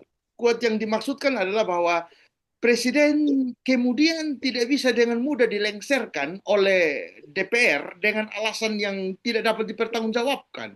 Karena balik lagi Nona Funai bahwa presiden ini dalam konteks keterpilihannya sebagai eksekutif ini dipilih oleh rakyat. Jadi untuk menjatuhkannya ini perlu ada persetujuan rakyat begitu.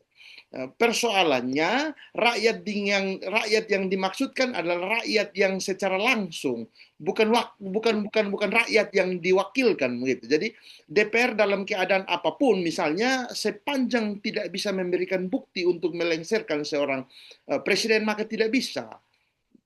Oleh karena itu, jawaban saya yang pertama untuk Nona Funai bahwa kelebihan dari sistem hukum presidensil yang paling pertama adalah bahwa kekuasaan presiden sebagai pemimpin relatif kuat dan pemerintahnya dapat menjadi pemerintahan yang baik, yang efektif karena tidak mudah diganggu oleh lembaga-lembaga negara yang di sebelahnya, eksekutif, legislatif dan yudikatif begitu. Termasuk di dalamnya tentang aspek pengambilan keputusan dan lain sebagainya pun menjadi sangat mudah karena presiden tidak harus takut begitu untuk mengambilkan suatu keputusan. Oh iya, saya lupa untuk menjelaskan satu hal sederhana, Nona Funai, bahwa presiden pun dalam konsep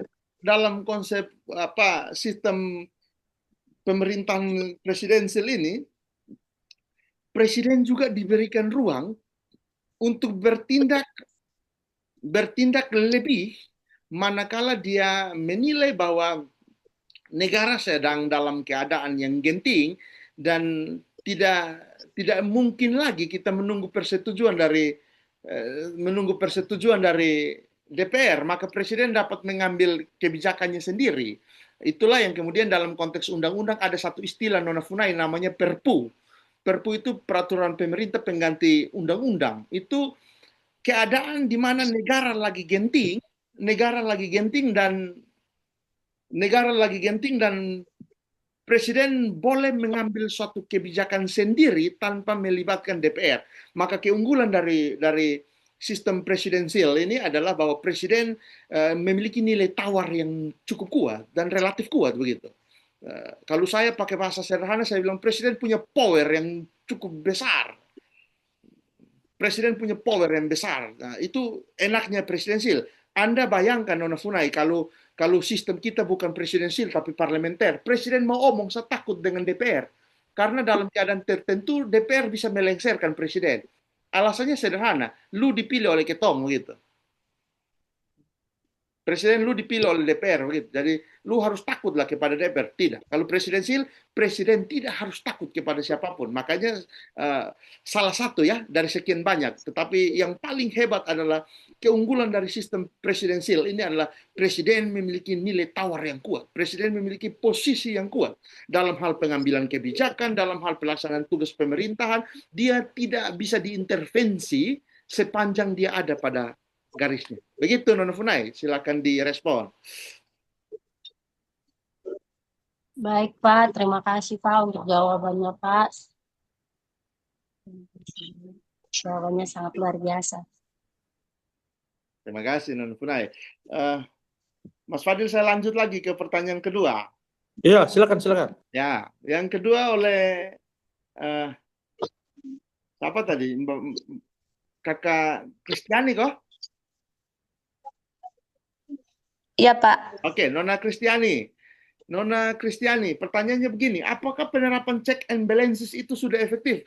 Oke, kalau kita tanya tentang efektivitasnya suatu pelaksanaan check and balances ini dimaknai sebagai upaya untuk melakukan penyeimbangan, kan begitu ya? Kalau di Indonesia kan toh Nona Kristiani. Jadi siapa yang mengimbangi siapa begitu? Siapa yang mengimbangi siapa? Sebenarnya dalam konteks penyelenggaraan pemerintahan Nona Kristiani, penyeimbangan ini ada pada lembaga-lembaga negara ini. DPR harus juga mengimbangi eksekutif. Tidak terlepas di dalamnya yudikatif. Tapi yudikatif relatif tidak dibicarakan lebih banyak karena dia ada dalam situasi yang lain. Kerjaannya hanya berkaitan dengan kerjaan peradilan gitu. Yang kita coba untuk fokuskan ke check and balances dalam konteks eksekutif dan legislatif. Kalau pertanyaannya, apakah penerapannya sudah efektif? Saya pikir ini jawabannya sangat subjektif. Karena penilaiannya subjektif. Kalau objektif, tentu harus ada dasarnya, Nona Kristiani. Harus ada dasar yang jelas. Apa sumbernya? Apa yang menjadi ukuran? Ini sudah berjalan, ini belum berjalan. Tapi saya hanya bisa menjawab dalam konteks yang saya lihat. Apakah sudah efektif? Saya kira cukup efektif. Cukup efektif. Kenapa saya bilang cukup efektif? Karena DPR telah berupaya untuk menjalankan perannya yang mewakili masyarakat dalam rangka menilai kerja pemerintahan. Terlepas dari keadaan hari ini bahwa DPR Nona Kristiani itu rata-rata kalau Nona Kristiani nonton TV atau sekurang-kurangnya nonton YouTube, hari ini bahkan presiden pun partainya menjadi partai yang kemudian, presiden kemudian berupaya untuk menguasai eksekutif sekaligus menguasai legislatif dengan cara yang elegan. Dia menggunakan cara yang benar. Bagaimana cara yang benarnya Nona Kristiani? Dia mengambil semua orang dari sekian banyak partai politik untuk ikut terlibat di dalam satu mekanisme yang namanya satu lembaga yang namanya eksekutif. Dia menempatkan orang dari sekian banyak partai kecuali PDI Perjuangan di dalam ini. Maaf ya, ini ada telepon saja. Oke, kita lanjut. Jadi dia menempatkan orang di dalam parlemen itu setiap orang dari partai politik tertentu dia masukkan di situ. Dari partai-partai politik tertentu itu dia masukkan di situ untuk menjadi bagian dari pemerintahan. Ini secara tidak langsung Nona, presiden sedang melakukan praktik penguasaan terhadap eksekutif dan sekaligus legislatif. Maka boleh pada titik tertentu Nona Kristiani dapat menilai bahwa ini nanti pelaksanaan check and balances yang dilakukan oleh legislatif kepada eksekutif tidak akan berjalan dengan maksimal. Dengan alasan bahwa ya bagaimana partai politik juga semua ada di dalam pemerintahan. Kemudian siapa yang mau mengimbangi siapa? Secara umum satu-satunya partai yang berdiri tegak sebagai partai oposisi hari ini adalah Partai PDI Perjuangan. Sementara semua partai yang lain ini telah ikut terlibat dalam dalam pemerintahan yang Presiden Prabowo hari ini panggil mereka semua saling berbagi kekuasaan itu. Ada baiknya juga, tetapi juga pada titik tertentu ada dosa di situ. Eksekutif legislatif tidak bisa dengan gamblang melakukan pengawasan mutlak terhadap presiden dalam praktik kenegaraan seorang presiden dengan alasan bahwa ya bagaimana kalau eksekutif itu isi dalamnya juga orang-orang dari partai politik yang notabene sudah menjadi bagian dari tim seorang presiden yang hari ini berkuasa gitu. Jadi kalau kemudian ditanya apakah penerapan check and balances ini sudah efektif dalam konteks apa begitu. Kalau dalam kapasitas pelaksanaan pemerintahan saya kira cukup efektif karena check and balances yang dimaksudkan presiden menilai tentang kinerja dari para menteri-menterinya untuk melaksanakan tugas mungkin cukup. Tetapi dalam hal legislatif kepada yudikatif saya kira pernyataan pribadi saya agak sulit untuk menjelaskan karena hari ini kenyataannya memang berkata bahwa eksekutif bahkan dikuasai oleh legislatif bahkan dikuasai oleh jajaran yang ada di eksekutif. Bahkan yang di eksekutif adalah para pemimpin partai politik begitu Nona Kristiani. Itu jawaban saya. Silakan direspon.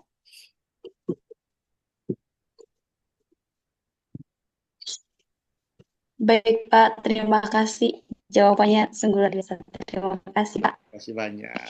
Berikut yang ketiga, bagaimana implementasi dari fungsi anggaran buat untuk sebesar-besarnya kepentingan rakyat. Ini tadi kakak siapa? Saya lupa namanya, minta maaf saya. Jonsu Malilak, Pak. Jonsu, Mas Jonsu. Oh, Om Jonsu, oke. Om Jonsu orang mana, Om Jonsu? Rote kok? Orang Rote. Oh, Rote bakar minyak. Rote. Ini baru betul. Om Jonsu, jadi begini Om Jonsu. Bagaimana implementasi dari fungsi anggaran buat rakyat? Jadi DPR itu Om Jonsu, DPR itu dalam rangka kepentingan menjalankan fungsinya terkait anggaran. Yang dimaksudkan dengan fungsi anggaran di sini Om Jonsu adalah tentang bagaimana DPR menilai bahwa penggunaan uang yang dimaksudkan ini Om Jonsu adalah APBN ya. APBN, penggunaan uang yang dilakukan oleh eksekutif itu dapat dengan terang benderang diketahui. Bahkan pelaksanaan itu harus terjadi jauh sebelum digunakan. Jadi baru dalam rancangan saja DPR sudah harus melakukan seleksi yang ketat, bahkan sudah harus menilai dengan sangat ketat untuk apa penggunaan uang ini, kepentingannya apa dan apa gitu. Jadi kalau misalnya saya ditanyakan bagaimana implementasinya, akan sangat sulit saya menjawab karena saya bukan pelaksana sebagai DPR. Kalau kemudian misalnya saya DPR, Om Jonsu tanya saya bagaimana implementasi dari fungsi anggaran, mungkin saya bisa menjawab. Karena saya bukan DPR, saya hanya akan memberikan hal yang sifatnya konteks ini akademiknya saja. Begitu Om Jonsu. Jadi kalau implementasinya ya mestinya kita tanya kepada DPR bagaimana kalau bahasa sederhana implementasi itu begini Om Jonsu. Bosong buat apa sah begitu? Itu omong tentang implementasi. Lu buat apa sah terhadap DPR buat apa sah terhadap anggaran fungsi anggaran yang ada dalam DPR bosong buat apa sah? Buat apa begitu? Maka dia akan menjawab, oh ketong buat ini. Kalau Om Jonsu tanya itu ke saya akan menjawab dalam konteks yang lebih akademik bahwa dia harus buat begini sebelum dia ajukan, sebelum uang itu dipakai untuk negara, eksekutif itu harus paparkan. Bahasa sederhana dia harus presentasi. Dia harus presentasi ke DPR. Saya menganggarkan sekian banyak triliun untuk ini. Dan itu akan dinilai. Yang dimaksudkan dengan fungsi anggaran itu seperti itu. Dia akan menilai di situ. DPR akan nilai. Oh iya, ini masuk akal. Misalnya kawan-kawan masih ingat dong kasusnya Pak Sapah, saya lupa. Mantan Gubernur DKI Jakarta kemarin siapa? Yang calon presiden, Mas Anies Baswedan itu menganggarkan sekian miliar untuk beli lem. Itu masuk akal kosong kan begitu. Lu anggarkan sekian banyak miliar untuk beli lem, untuk beli spidol misalnya. Contoh. Bayangkan kalau Anda menganggarkan Oke, saya menganggarkan tahun ini sekian banyak miliar untuk pengadaan lem. Tentu sebagai DPR dia akan tanya, itu lem mau bikin apa deh itu lem dong. Nah, fungsi anggaran itu seperti itu. Dia akan bertanya di situ. Anda minta uang sekian banyak miliar, ini untuk apa? Oh, ini untuk pembangunan bendungan. Bendungan di mana? Di Ragnamo misalnya. Maka harus dijelaskan mana draftnya, mana rancangannya, terus apa kepentingannya, tujuan pembangunan bendungan itu untuk apa gitu. Jadi seperti itu Om Jonsu. Penganggaran yang dimaksudkan di dalamnya adalah tentang bagaimana DPR menilai eksekutif menganggarkan sesuatu untuk kepentingan sebesar-besarnya untuk kepentingan rakyat. Contoh lagi yang sederhana, Mas Kakak Jonsu, itu contoh di bendungan Temef itu. Banyak yang juga protes, tetapi ada keuntungan darinya di situ. Keuntungan bukan soal orang pacaran di situ ke foto-foto, bukan. Itu bukan keuntungan, itu cari kesempatan. Gitu. Keuntungan yang dimasukkan adalah keberadaan. DPR itu menilai bahwa keberadaan dari program yang dibuat dengan penggunaan uang itu masyarakat dapat apa begitu. Oh, bendungan Temef itu dibuat untuk menampung sekian barel air untuk kepentingan irigasi misalnya. Maka DPR akan menilai berapa banyak irigasi yang ada di kawasan Timur Tengah Selatan itu. Apakah air yang dimaksudkan adalah air yang nanti akan digunakan hanya untuk masyarakat Timur Tengah Selatan atau juga termasuk di dalamnya kawasan Timur Tengah Utara dan Malaka misalnya. Maka itu harus dijelaskan di situ. Oh, ini hanya untuk Timur Tengah Utara. Maka penganggarannya berapa? Nah, maka kalau misalnya ditanyakan bagaimana implementasinya, ya itu mestinya kita tanyakan ke DPR RI, DPR, teman-teman di DPR. Tapi saya jelaskan seperti itu, Kakak Jonsu. Bisa dipahami toh? Bisa, Pak. Hormat. Saya kira itu Mas Fadil saya kembalikan sementara. Ya, baik. Terima kasih jelasan yang sangat luar biasa. Mungkin ada yang mau bertanya, Leko? Ada Pak, saya. Ya, silakan. Pak. Baik Pak, terima kasih atas waktu dan kesempatannya. Perkenalkan, nama saya Kalista Gianina Kehi. Di sini saya ingin bertanya, apakah gagasan trias politika menurut Montesquieu masih relevan dalam era modern ketika cabang kekuasaan yang kita tahu sekarang bahwa sedang tidak baik-baik saja, Pak? Gila-gilaan, mantap.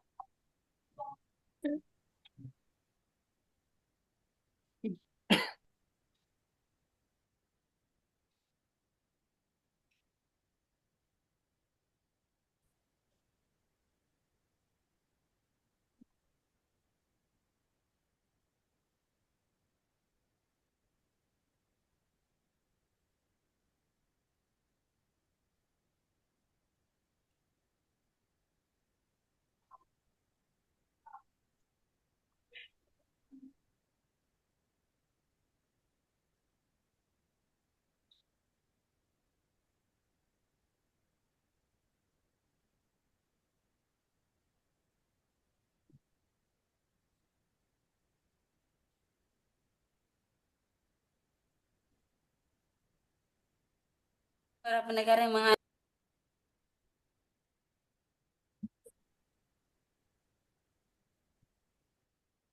Oke. Langsung direspon, Mas Dil?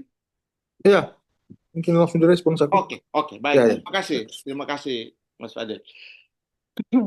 Nona Kehi, Atambua, kok malah Ya, Pak. Iya, Atambua, Pak. Atambua, oke. Nona Kehi, jadi Ya, Pak.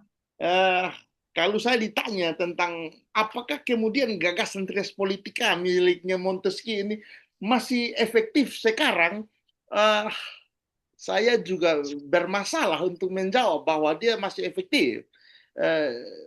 Akan menjadi bermasalah kalau saya menjawab efektif. Tetapi saya harus jelaskan begini.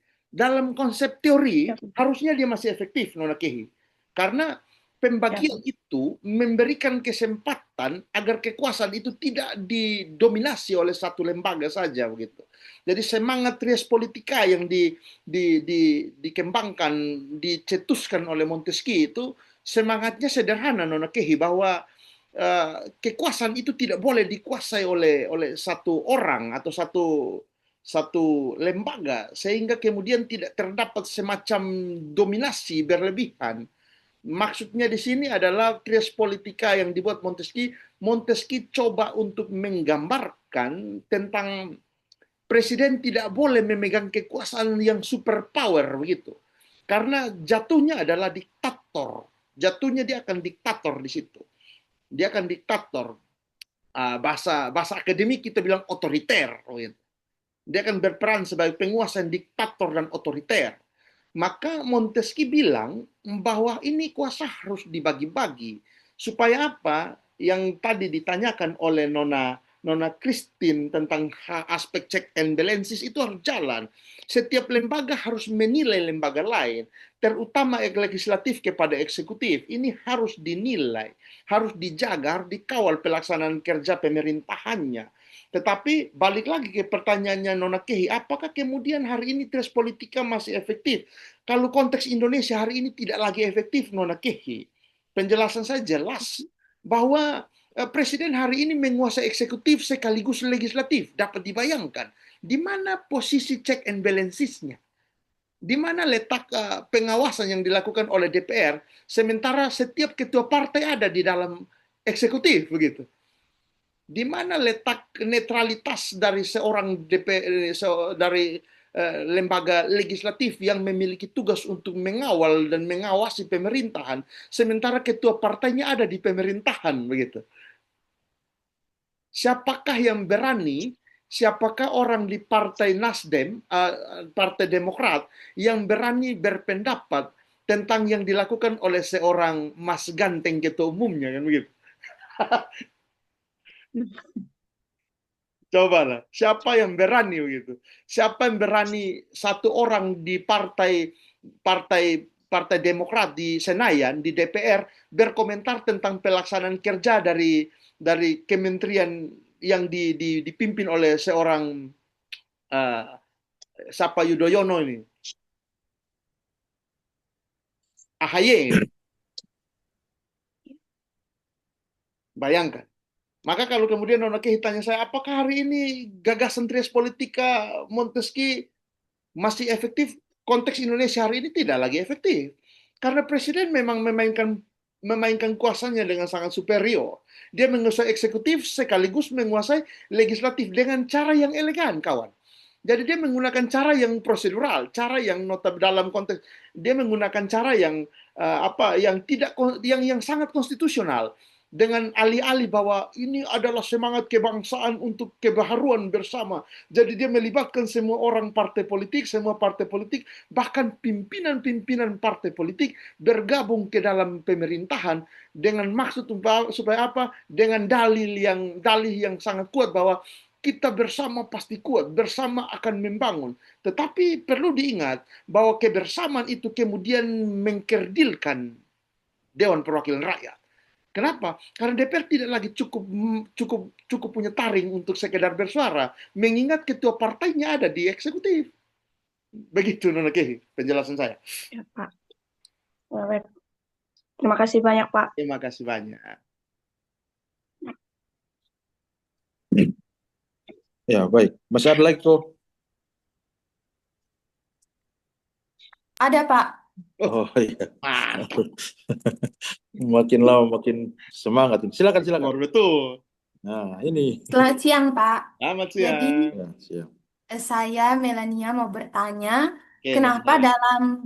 dalam pemerintahan kita ini memerlukan partai oposisi, dan seperti tadi yang Bapak jelaskan bahwa sekarang kita ada partai oposisinya itu dari PDI. Ya. Dan kenapa harus PDI yang menjadi partai oposisi dalam kita? Mantap. Sekian, Bapak. Ini kalau PDI ini saya ngomong ini kan saya takut sebentar ada meme-meme begitu keluar ini. Yang penting jang merah, yang penting jang banteng. Bukan. Baik, terima kasih Nona Melania. Nona Melania orang manakah? Orang Nagekeo, Pak. Orang Nagekeo. Wah, luar biasa. Putri harapan bangsa from Nagekeo. Gitu.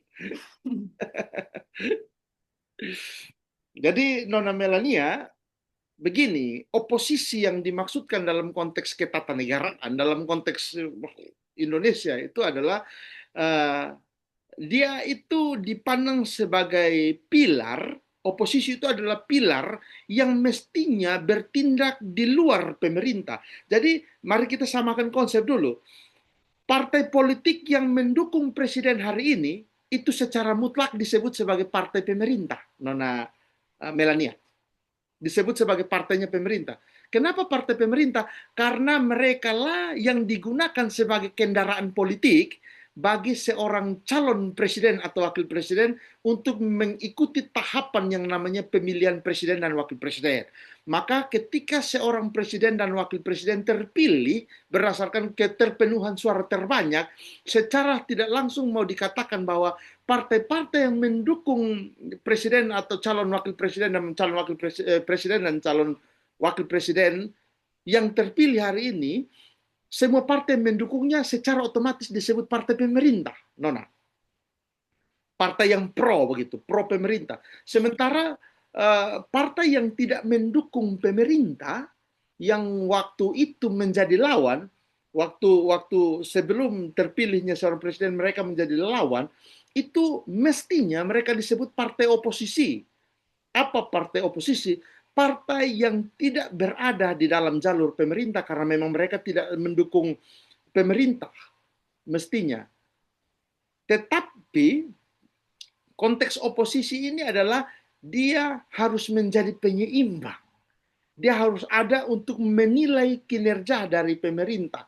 Apakah pemerintah ini telah berjalan sesuai dengan kehendak atau tidak?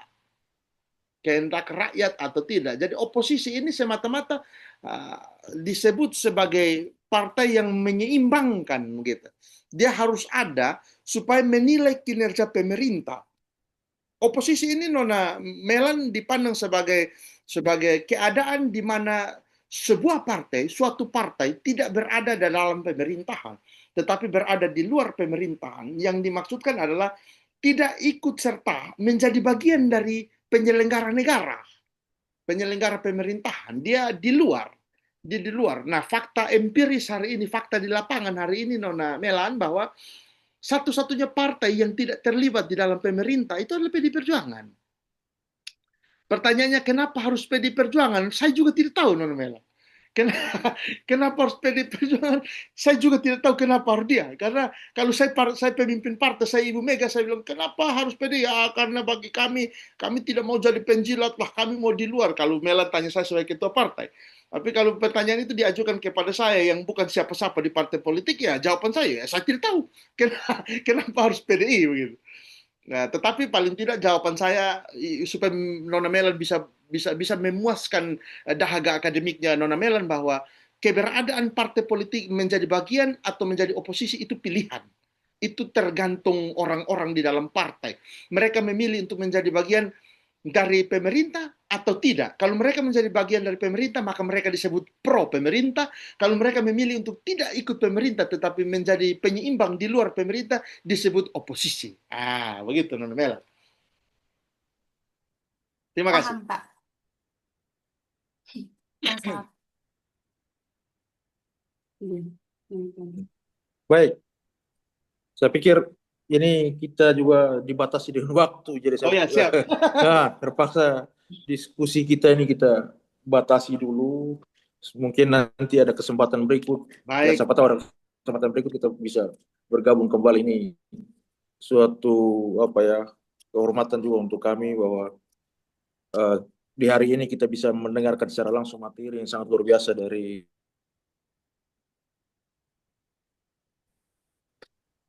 seperti about SHMH, ini luar biasa.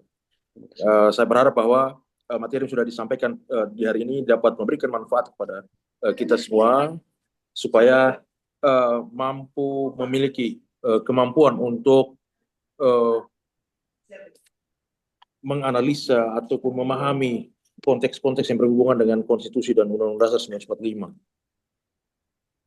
Dari berbagai pertanyaan-pertanyaan dan juga penjelasan yang sungguh sangat luar biasa, saya pikir itu bukan sebagai suatu bentuk yang mengkhianati apa yang kita pelajari hari ini, tapi itu merupakan bukti bahwa kita benar-benar serius untuk belajar bersama.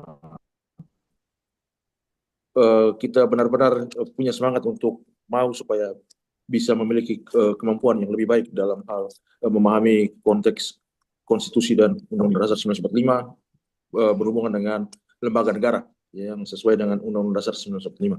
Baik, mungkin ada closing statement kok. Kalau ada closing statement mungkin bisa disampaikan dulu. Baik. Baik, terima kasih Mas Fadil. Saya secara pribadi saya mau sampaikan terima kasih banyak kepada teman sejawat saya. Terima kasih banyak Mas Fadil sudah berikan saya ruang belajar bersama dengan teman-teman mahasiswa yang begitu hebat-hebat. Terima kasih buat Nona Funai, Nona Christine, Mas Jonsu, sama Nona Mela, Nona Kehi, dan semua teman-teman yang sudah coba untuk terlibat dalam diskusi yang baik ini. Ini pelajaran yang tidak mudah, tetapi akan menjadi mudah ketika kita membuka hati dan pikiran untuk menjadikan ini sebagai acuan ke depan menjadi besar. Bagi saya, mahasiswa yang baik adalah mereka yang siap untuk ditempa, siap untuk diisi. Kosongkan gelasmu, persiapkan dirimu, belajar yang bagus. Pasti jos gitu. Terima kasih banyak Mas Fadil.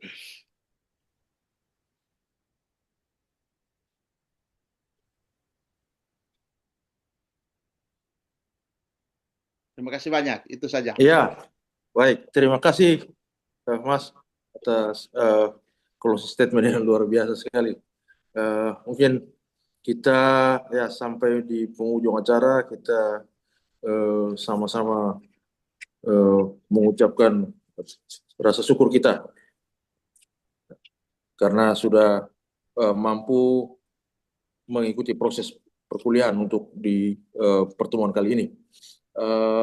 Ya, atas nama Program Studi Pendidikan Pancasila dan Kewarganegaraan, Fakultas Keguruan dan Ilmu Pendidikan Universitas Nusa Cendana, kami mengucapkan terima kasih kepada Mas Joseph Cupertino Apaut yang dengan semangat, dengan kerendahan hatinya mau untuk berbagi bersama kami di sini. Mungkin ada hal yang kurang berkenan, ya mohon dimaafkan, tapi yang jelas apa yang kita lakukan di hari ini bisa menjadi penyambung tali silaturahmi kita. Mungkin nanti ke depan kalau memang ada hal yang perlu untuk kita hadirkan, maka ya jangan sungkan untuk sama-sama dengan kami supaya kita bisa belajar bersama lagi. Terima kasih banyak.